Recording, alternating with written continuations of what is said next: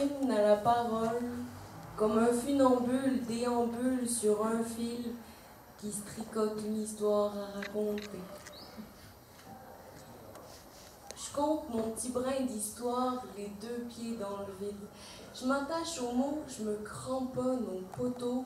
J'ai la respiration prise entre deux chaises qui ne sait plus sur quel pied danser, car les paroles sont un étrange reflet de l'âme. Elles tendent leur vie sur un petit bout de fil pour capter l'incertitude de la foule. Je compte mon petit brin d'histoire, les deux pieds dans le vide.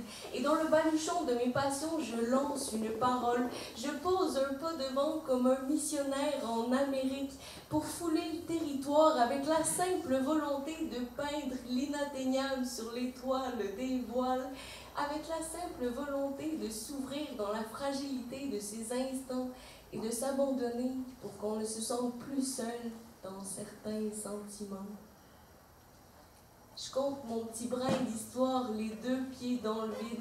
Et pas après pas, mes deux bras se balancent pour garder l'équilibre. Ils ballottent d'un bord et de l'autre, et dans le balbutiement du début d'une ébauche, ils soufflent l'air pour s'envoler vers des contrées imaginaires, pour s'abandonner vers des univers enlacés, d'émotions en rude de passion comme Montréal dans la saison des amours printaniers, pour propager les rêves racontés, pour que le poème soit une image qui s'ancre dans les pensées et que les cigognes sillonnent aux quatre coins du pays et que les pensées s'oublient pour se remémorer les mystères des 1001 nuits.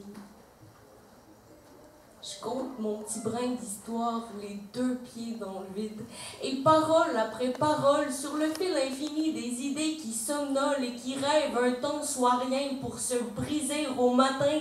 Les paroles se soulèvent comme une vague se déchire sur la grève.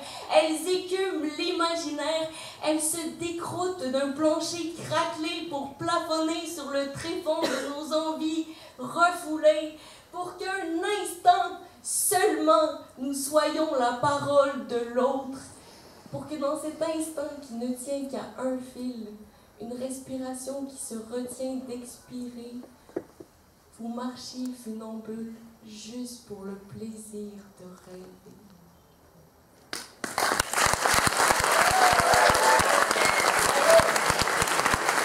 Pour Catherine